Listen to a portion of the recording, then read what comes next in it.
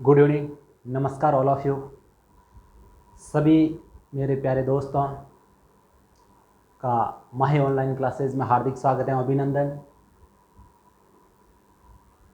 हम एक motivation quote के साथ आज शुरुआत करते हैं शाम की। कमज़ोर होते हैं वो लोग जो शिकवा किया करते हैं। कमज़ोर होते हैं वो लोग जो शिकवा किया करते हैं। उगने वाले तो उग जाते हैं पत्थरों का सीना चीर करके। कभी भी अपने आप को कमज़ोर ना समझिए। आप जैसे हो अपने आप में सर्वश्रेष्ठ हो। हमेशा संघर्षशील रहिए। अगर जीवन में संघर्ष नहीं है तो आप कुछ नहीं कर पाओगे। मुसीबतें आनी स्वाभाविक है। मुसीबतें आएगी, समस्याएं आएगी, तो हम उन समस्याओं से टकराएंगे, उनका सामना करेंगे और फिर हम धीरे धीरे आगे बढ़ेंगे। तो कहा भी जाता है, न संघर्ष न तकलीफ तो क्या मज़ा जीने में। न संघर्ष न तकलीफ तो क्या मज़ा जीने में। बड़े बड़े तूफान थम जाते हैं जब आग लगी हो सीने में। तो हमेशा मजबूत बनिए, अपने आप को मजबूत बनाइए, कभी भी कमज़ोर मत समझें। आगे बढ़ते रहिए, हमेशा आगे बढ़िए, कर्म करते रहिए, फल की इच्छा छोड़िए, कर्म प्रधान बनाइए अपने आप को।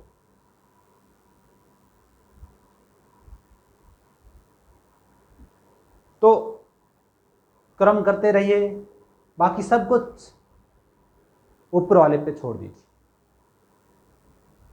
तो हम पढ़ रहे थे राजस्थान का एकीकरण, और राजस्थान के एकीकरण में हमने अध्ययन किए थे राजस्थान के एकीकरण के जो प्रथम, द्वितीय, तृतीय और चतुर्थ 4 चरणों का अध्ययन किया था। आज हम पढ़ेंगे राजस्थान के एकीकरण का 5वां चरण, संयुक्त बृहद राजस्थान। इससे पहले हम थोड़ी सी बात कर लेते हैं कि किस प्रकार राजस्थान है वो धीरे धीरे संयुक्त बृहद राजस्थान तक की यात्रा रही। हम कहेंगे राजस्थान के एकीकरण की यात्रा है वह कहाँ से शुरू होकर के और कैसे संयुक्त बृहद राजस्थान तक की यात्रा रही, उसको अपन थोड़ा सा समझते हैं। पहले हम अगर बातचीत करें, सबसे पहले हमने सबसे पहला जो चरण पढ़ा था, हम कहें तो प्रथम चरण, तो प्रथम चरण हमने पढ़ा था वो पढ़ा था मत्स्य संघ। प्रथम चरण पढ़ा था हमने मत्स्य संघ। मत्स्य संघ में हमने पढ़ा था कि इसमें 4 रियासतों को सम्मिलित किया गया था। जैसे हम कहें तो ए, बी, सी और डी प्लस एक ठिकाना, जैसे नीमराणा। तो ए से हो गया अलवर, बी से हो गया भरतपुर, सी से हो गया करौली और डी से हो गया धौलपुर और एन से हो गया नीमराणा। हमने पढ़ा था नीमराणा जो पड़ता है आपके अलवर में, एक ठिकाना, 3 ठिकाने थे, एक नीमराणा अलवर में। तो प्रथम चरण जो आपके हुआ था, प्रथम चरण हमने पढ़ा था 18 मार्च 1948। राजस्थान के एकीकरण का प्रथम चरण 18 मार्च 1948 को हो गया। मत्स्य संघ जिसमें 4 रियासतों को सम्मिलित किया गया था। अब इसके पश्चात हम अगर बात करें तो दूसरा चरण हमने पढ़ा था पूर्व राजस्थान संघ, जिसमें हमने ये पढ़े थे टोंक, बूंदी और 3 जो हाड़ौती क्षेत्र की कोटा, झालावाड़ और बूंदी भी सम्मिलित हुए, और 3 ही वागड़ क्षेत्र की, हम कहें तो डूंगरपुर, बांसवाड़ा, प्रतापगढ़। इसके साथ साथ एक शाहपुरा और एक आपके किशनगढ़ जो अजमेर में है, ये किशनगढ़।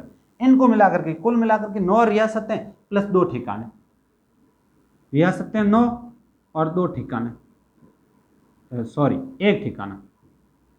एक ठिकाना और 9 रियासतें। एक ठिकाना जो बांसवाड़ा में पड़ता था, कुशलगढ़, हमने पढ़ा था कुशलगढ़ बांसवाड़ा, कुशलगढ़ जो बांसवाड़ा में पड़ता था। तो हम कहेंगे तो एक तो ठिकाना हो गया 9 रियासत। 9 रियासतें कौन कौन सी? डूंगरपुर, बांसवाड़ा, प्रतापगढ़ और 3 ये झालावाड़, कोटा, बूंदी और इसके साथ टोंक। एकमात्र मुस्लिम रियासत पूछे तो टोंक, इसके साथ किशनगढ़ और शाहपुरा। 9 रियासतें प्लस 1, और इसका हमने जो नाम दिया था वो दिया था पूर्व राजस्थान संघ। पूर्व राजस्थान संघ। तो ये जो द्वितीय चरण था, द्वितीय चरण पूर्व राजस्थान संघ, और इसकी जो स्थापना हुई थी 18 मार्च ये है, 7 दिन बाद में 7 चरणों में राजस्थान का एकीकरण हुआ, तो 18 7 25, 25 मार्च 1948। अब ये पूर्व राजस्थान संघ। अब पूर्व राजस्थान के बाद हमने राजस्थान के एकीकरण का तीसरा चरण पढ़ा था, तृतीय चरण, राजस्थान के एकीकरण का तृतीय चरण, तृतीय चरण, तृतीय चरण जो हमने पढ़ा था, वापस तृतीय चरण, जिसका नाम रखा गया था संयुक्त राजस्थान संघ, संयुक्त राजस्थान संघ। और इसमें हमने पढ़ा था कि जो तीसरा चरण था, ये इसमें पूर्व राजस्थान की तो रियासतों को सम्मिलित किया ही गया था, यानी पूर्व राजस्थान को सम्मिलित किया गया था, प्लस इसमें हम अगर बात करें तो प्लस इसमें किसको सम्मिलित किया गया था, हमने पढ़ा था मेवाड़। तो मेवाड़ प्लस पूर्व राजस्थान संघ, इन दोनों को मिलाकर के क्या बना गया, संयुक्त राजस्थान संघ। तो ध्यान रखना मत्स्य संघ 18 मार्च को है, और मत्स्य संघ के 18 मार्च के एक महीने बाद, मत्स्य संघ के एक महीने बाद में जो तीसरा चरण, हम कहेंगे एक महीना बाद, 18 मार्च से 18 अप्रैल, तो 18 अप्रैल 1948। तो राजस्थान के एकीकरण की प्रथम 3 चरण, प्रथम चरण, द्वितीय चरण, तृतीय चरण, 3 तो 1948 में हो गए। अब चौथा हमने पढ़ा था, वो पढ़ा था वृहद राजस्थान, चौथा चरण हमने पढ़ा था वृहद राजस्थान संघ, क्या था वृहद राजस्थान संघ, चौथा जो चरण हमने पढ़ा था वृहद राजस्थान संघ। चतुर्थ चरण, और ये हमने पढ़ा था कि प्रथम हो गया 18 मार्च 1948, द्वितीय हो गया 25 मार्च, तृतीय हो गया 18 अप्रैल 1948, और फिर ये हमने पढ़ा था, वह पढ़ा था 30 मार्च, राजस्थान दिवस, राजस्थान दिवस 30 मार्च 1949। मतलब 30 मार्च को राजस्थान दिवस के रूप में मनाया जाता है, और 1949, ध्यान रखना प्रथम द्वितीय तृतीय 3 चरण 1948 से 18 25 18 3 चीजें, और फिर 30 मार्च 1949 में चौथा चरण। और इसमें हमने पढ़ा था कि पूर्व राजस्थान और पूर्व राजस्थान और मेवाड़ को मिलाकर के संयुक्त राजस्थान बना, और फिर हमने पढ़ा था कि संयुक्त राजस्थान के साथ में जो 4 रियासतें कौन कौन सी थी, जैसलमेर, जोधपुर, बीकानेर, जयपुर, और इसके साथ साथ एक ठिकाना हमने पढ़ा था लावा। इनको मिलाकर के आपके वृहद राजस्थान संघ का निर्माण होता। हम कहें तो 4 रियासतें और थी, कौन कौन सी, वापस देख लो एक बार, बीकानेर, जोधपुर, जयपुर, और इसके साथ साथ जैसलमेर प्लस एक ठिकाना जो लावा। एकीकरण के समय पूछे तो जयपुर में था, और एकीकरण के बाद का पूछे तो टोंक में। तो ये हमने पढ़ा वृहद राजस्थान संघ। तो हम कहेंगे संयुक्त राजस्थान संघ के साथ 4 रियासतें, बीकानेर, जोधपुर, जयपुर, जैसलमेर, और इनको मिलाकर के वृहद राजस्थान संघ का निर्माण हुआ। लेकिन आज हम जो पढ़ेंगे वो है संयुक्त वृहद राजस्थान, ये निर्माण कैसे हुआ। तो हमने अब तक जितना पढ़ा है उसमें कहीं पर भी मत्स्य संघ, मत्स्य संघ का हम कहेंगे एकीकरण करके, और उसके पश्चात उसके ऊपर किसी भी प्रकार का कोई विचार विमर्श नहीं किया गया। तो मत्स्य संघ और प्लस इसमें किसको सम्मिलित किया गया तो वो देखते हैं। जैसे यहां लिखे हुए 5वां चरण सीधा पड़ा है, 5वां। तो ध्यान रखिए आप एक चीज, 4 + 1 5। तो ध्यान रखना, एक तो चौथा चरण इसमें मिलाया गया, और एक है ना पहला चरण, प्रथम चरण। तो प्रथम चरण ये हो गया आपका प्रथम चरण, प्लस जो प्रथम चरण इसमें मिलाया गया, ये प्रथम चरण। इन दोनों को मिलाकर के, मतलब कहने का अर्थ यह है कि वृहद राजस्थान में मत्स्य संघ को मिलाया गया, मत्स्य संघ का विलय करके, और इसका नाम रख दिया गया संयुक्त वृहद राजस्थान। तीसरा था संयुक्त राजस्थान संघ था, जिसमें किसको मिलाया गया, पूर्व राजस्थान संघ के साथ मेवाड़ रियासत को मिलाया गया, लेकिन यहाँ नाम हो गया संयुक्त बृहद राजस्थान हो गया। तो यहाँ बृहद राजस्थान में मत्स्य संघ को मिलाया, संयुक्त ने मिलाया गया, तो हो गया ये संयुक्त बृहद राजस्थान। अब इसका विलय किस प्रकार हुआ, अपन थोड़ी सी बातचीत करते देखते हैं इसको कि इसका एकीकरण किस प्रकार हुआ, मतलब संयुक्त बृहद राजस्थान। तो इसमें हमने देखा है कि मत्स्य संघ में 4 रियासतें थी और एक ठिकाना था, तो चारों रियासत थी, इनमें से 2 रियासतें ऐसी थी जो राजस्थान में मिलना चाहती थी। हम कहें तो 13 फरवरी 1949 को 13 फरवरी 1949 को वीपी मेनन साहब ने इन रियासतों के लोगों के साथ विचार विमर्श किया। ये यहाँ की रियासतें थी, इनके साथ विचार विमर्श किया और विचार विमर्श करके कि आप या तो राजस्थान के साथ मिलिए या आपकी क्या राय है, हमें राय बताइए। कब की बात है, 13 फरवरी, विशेष ध्यान रखना 13 फरवरी 1949। 13 फरवरी 1949 को वीपी मेनन साहब, जो हमने पढ़ा था कि रियासती विभाग के सचिव थे, उन्होंने जो ये चारों रियासतों के शासक थे से इनको दिल्ली बुला करके वहाँ इनके साथ वार्तालाप की कि आप की जो राय है वो बताइए। तो इनमें से 2 रियासतें, एक तो आपके अलवर, हम बात करें तो एक तो अलवर और प्लस करौली, ये दोनों रियासतें, तो इन दोनों रियासतों के शासकों ने कहा कि हम तो हमारा विलय है राजस्थान में कर लेंगे, राजस्थान में कर लेंगे। लेकिन जो ये 2 रियासतें थी भरतपुर और धौलपुर, इन दोनों ने कहा नहीं, हम तो हमारा विलय राजस्थान में नहीं करेंगे, हम हमारा विलय है उत्तर प्रदेश में करेंगे, उत्तर प्रदेश में करेंगे, हम हमारा विलय उत्तर प्रदेश में करें। क्योंकि ये दोनों जो धौलपुर और भरतपुर है, ये दोनों उत्तर प्रदेश की सीमावर्ती हम कहेंगे रियासतें थी, तो इसलिए ये दोनों की इच्छा थी कि हम इसमें सम्मिलित हो जाएं। लेकिन फिर 13 फरवरी को जब दोनों अलवर और करौली रियासतों ने तो अपनी मंजूरी दे दी कि हाँ हम हमारा विलय है वह संयुक्त बृहद राजस्थान में कर लेंगे, 13 फरवरी के बाद वापस वीपी मेनन साहब ने एक बार और प्रयास किया, क्या पता इस बार मान जाए।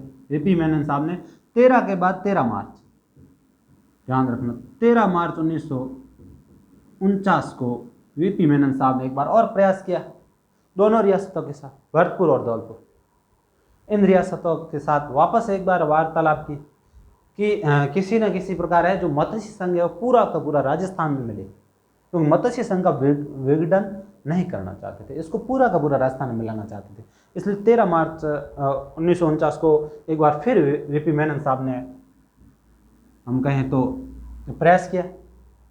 और जब प्रयास किया तो भरतपुर के जो शासक थे ब्रजेंद्र सिंह, भरतपुर के शासक थे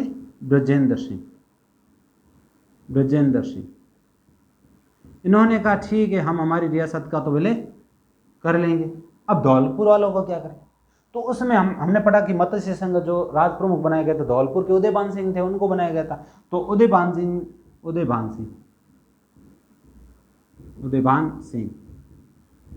सिंह जी से वार्तालाप की, तो उदयभान सिंह जी ने कहा कि जो मेरी रियासत का जो विलय है वो उसका जो जनता का रुख होगा उस तरफ होगा, मेरी जो रियासत की जनता है, जो मेरे लोग हैं, वो जनता जैसा करेगी, जनता जैसा चाहेगी वैसा मैं करूँगा। तो फिर रियासती विभाग ने सोचा कि जनता की राय कैसे जाने जाए, तो जनता की राय को जानने के लिए रियासती विभाग ने, विशेष ध्यान रखना, रियासती विभाग ने धौलपुर और भरतपुर, इन दोनों जो रियासतें थी, यहाँ की जनता का मत जानने के लिए एक समिति का गठन किया। उस समिति का नाम था शंकरराव देव समिति। इससे पहले हमने पढ़ा था जो चौथा चरण था बृहद राजस्थान संघ, उसमें हमने 2 समितियां पढ़ी थी, एक तो BR पटेल समिति पढ़ी थी और दूसरा हमने पढ़ा था P सत्यनारायण राव समिति। तो उन समितियों का तो राजधानी से संबंध था, लेकिन इस समिति का जो विशेष ध्यान रखना कि ऐसा प्रश्न आ सकता है कि मत्स्य संघ का विलय राजस्थान में कौन सी समिति की सिफारिश पर किया गया, तो विशेष ध्यान रखना शंकर देवराय समिति। धौलपुर और भरतपुर की जनता के राय जानने के लिए शंकर देवराय समिति का गठन किया गया, और इसमें 2 सदस्य थे। शंकर हम कह सकते हैं भगवान, प्रभु, शंकर का प्रभु, तो कहेंगे प्रभु दयाल। जैसे हीरालाल शास्त्री के मंत्रिमंडल में हमने पढ़ा था, बीकानेर के से एक व्यक्ति थे जिनका नाम था रघुवर दयाल गोयल, उनको बनाया गया था मंत्री। तो हम यहाँ बात करें तो शंकर देव समिति में 3 सदस्य थे। एक तो शंकर राव देव थे, दूसरे अपने प्रभु दयाल थे, और तीसरे आपके थे आर के सिदावा। शंकर प्रभु आ रहे हैं, सूत्र याद रख लेना, शंकर प्रभु आ रहे हैं, शंकर प्रभु आ रहे हैं। तो आराम से आपको ऐसा प्रश्न आ जाए कि जो शंकर देवराय समिति है उसमें निम्न में से कौन सा सदस्य नहीं था, तो 3 आपको सिर्फ सूत्र याद रखना है। शंकर प्रभु आ रहे हैं मतलब शंकर देवराय और प्रभु दयाल थे और आर के थे। अब इन तीनों की सिफारिश पर, मतलब कहने का अर्थ है शंकर देवराय समिति की सिफारिश के आधार पर जो मत्स्य संघ का विलय है वह संयुक्त भारत राजस्थान में किया गया था या राजस्थान में किया गया था। अब हम बातचीत करें तो शंकर देवराय समिति ने सिफारिश की और यहाँ की जनता ने कहा कि हम भी राजस्थान में ही अपना विलय करना चाहते हैं, मत दिया। अब आगे थोड़ी सी बातचीत करते हैं। मत्स्य संघ जो विलय है, तो यहाँ के जो चारों शासक थे, हम कहें तो 10 मई 1949 अलवर से तेज सिंह थे, भरतपुर से ब्रजेंद्र सिंह थे, धौलपुर से उदयभान सिंह थे, और करौली से पढ़ाई था हमने मत्स्य संघ गणेश पाल थे, जिनको उपराज प्रमुख बनाया गया था। अलवर को राजधानी बनाया गया था। अलवर से एक व्यक्ति और थे जो शोभाराम कुमावत, हमने पढ़ा था कि शोभाराम कुमावत को क्या बनाया गया था, मत्स्य संघ का प्रधानमंत्री बनाया गया था। तो इन चारों रियासतों है ना, मत्स्य संघ के जो रियासतें, इन चारों रियासतों के शासकों ने 10 मई 1949 को, चारों शासकों ने 10 मई 1949 को अपने हस्ताक्षर कर दिए, सिग्नेचर कर दिए विलय पत्र पर, सहमति दे दी कि हम हमारा विलय है राजस्थान संघ में कर लेंगे, मतलब संयुक्त वृहद राजस्थान में कर लेंगे।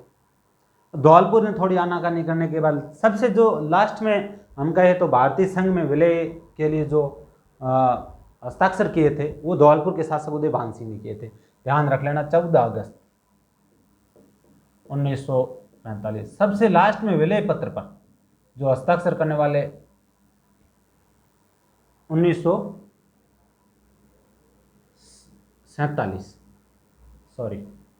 अगस्त 1947 यानी स्वतंत्रता से एक दिन पूर्व हम ये कहेंगे विलय पत्र पर सबसे अंत में हस्ताक्षर करने वाली रियासत कौन सी थी, तो धौलपुर थी, जिसने 14 अगस्त 1947 को सबसे लास्ट में हस्ताक्षर किए। और सबसे पहले पूछे ना तो ध्यान रखना बीकानेर ने की थी। राजस्थान की कौन सी रियासत है जिसने सबसे अंत में हस्ताक्षर किए, तो वो तो धौलपुर थी 14 अगस्त 1947। और सबसे पहले पूछे तो वो आपके थे बीकानेर, जिसने किए थे 7 अगस्त 1900 विलय पत्र पर 47। अब हम आगे बात करते हैं। तो चारों शासकों ने हस्ताक्षर कर दिए, लेकिन इसका जो हम कहेंगे कि मत्स्य संघ प्लस वृहद राजस्थान संघ, इन दोनों का विलय करके मत्स्य संघ और प्लस वृहद राजस्थान, इन दोनों का विलय करके संयुक्त वृहद राजस्थान का जो विधिवत रूप से अगर अपन बात करें उद्घाटन के या फिर शुरुआत है, विलय कर दिया गया 15 मई 1949। तो हम कहेंगे संयुक्त वृहद राजस्थान का विलय जो 15 मई 1949 को किया गया था, जिसमें मत्स्य संघ के साथ में वृहद राजस्थान संघ को मिलाया गया। तो इस प्रकार ये जो राजस्थान के एकीकरण का 5वां चरण था ये कंप्लीट हुआ। और इसमें हमने पढ़ा था कि जैसे अलवर से थे शोभाराम कुमावत,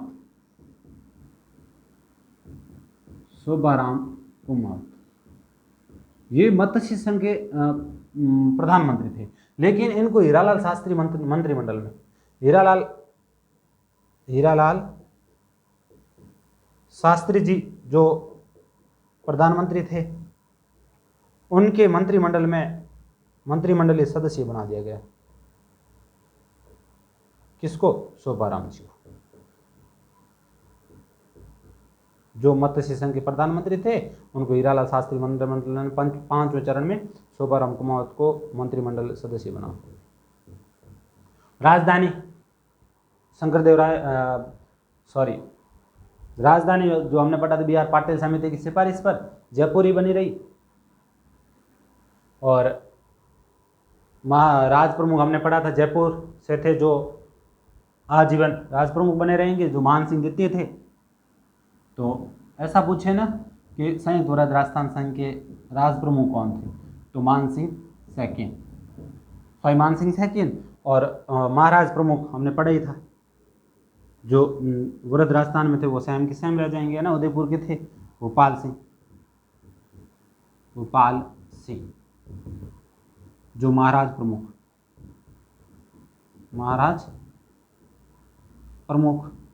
अब पहले का उद्घाटन किसने किया था? हमने पढ़ा था NV गौडगिल, नरहरि विष्णु गौडगिल ने। दूसरा पूर्व राजस्थान का संघ का भी उद्घाटन नरहरि विष्णु गौडगिल ने किया था। तीसरा संयुक्त राजस्थान संघ का उद्घाटन हमने पढ़ा था संयुक्त राजस्थान संघ का जो हमने पढ़ा था जवाहरलाल नेहरू ने किया था। और फिर ये आपके वृहद राजस्थान संघ का सरदार वल्लभ भाई पटेल ने किया, और यहाँ पर भी सरदार वल्लभ भाई पटेल ने। तो इस प्रकार हम कह सकते हैं संयुक्त वृहद राजस्थान का निर्माण हुआ। और फिर हम जो आगे की बातचीत करेंगे तो उसमें देखो, अगर हम बातचीत करें तो राजस्थान की लगभग अभी तक हमने जितना पढ़ा है उसमें लगभग सारी रियासतें आ गई। जैसे प्रथम चरण पढ़ लिया तो प्रथम चरण में 4 रियासतें आ गई। फिर हमने द्वितीय चरण पढ़ा जिसमें 9 रियासतें आ गई। फिर हमने तृतीय चरण पढ़ा जिसमें 1 रियासत और आ गई। और फिर हमने चतुर्थ चरण पढ़ा जिसमें 4 रियासतें और आ गई। और फिर आज हमने 5वां चरण पढ़ा। तो ध्यान रखना 4 4 8 और 1 9 9 18, तो 18 रियासतों का तो अपन अध्ययन कर चुके हैं। इसके साथ साथ जो पहले में था एक ठिकाना भी था, दूसरे में भी एक ठिकाना, और फिर चौथे में एक ठिकाना। तो ये जो 3 ठिकाने, तो हम कहेंगे 18 रियासतें प्लस 3 ठिकानों का हम अध्ययन कर चुके हैं। पीछे क्या बचा? पीछे तो एक रियासत बची है। अब आपको पता ही है कौन सी रियासत बची पीछे? एक रियासत और एक जो हमने पढ़ा था चीफ कमिश्नर क्षेत्र जो अजमेर, ये पीछे बचे हैं। इनका एकीकरण किस प्रकार हुआ ये फिर हम आगे की जो क्लास होगी उस क्लास में विस्तार पूर्वक पढ़ेंगे। तो जैसे हमने चतुर्थ चरण में शायद पढ़ा था कि जो सिरोही है जिसका प्रशासन है, सिरोही का जो प्रशासन है, जो यहाँ जो ये आसपास वाला क्षेत्र है राजस्थान की, ये जो हम कहेंगे पश्चिम या दक्षिण वाला जो क्षेत्र था, ये उस समय एकीकरण के समय मुंबई प्रांत के नाम से था। तो सिरोही का जो प्रशासन है मई 1948 को मुंबई को सौंप दिया गया था, मुंबई प्रांत को। तो विशेष ध्यान रखना, ये प्रश्न अभी पिछले कुछ भर्तियों में बार बार प्रश्न आ रहा है, प्रश्न 2-3 बार आया, आगे भी आ सकता है। तो विशेष ध्यान रखना कि सिरोही का जो हम कहेंगे शासन है वह कौन प्रांत को सौंप दिया गया था।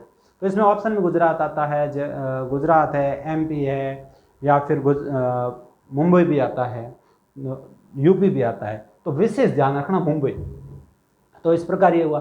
फिर हम कल पढ़ेंगे राजस्थान के एकीकरण का जो नेक्स्ट चरण है, छठा चरण। 5 तो हो गए, छठा तो 5 में विशेष ध्यान रखना 4 और 1 5, तो वृहद राजस्थान प्लस 1 यानी पहला मत्स्य।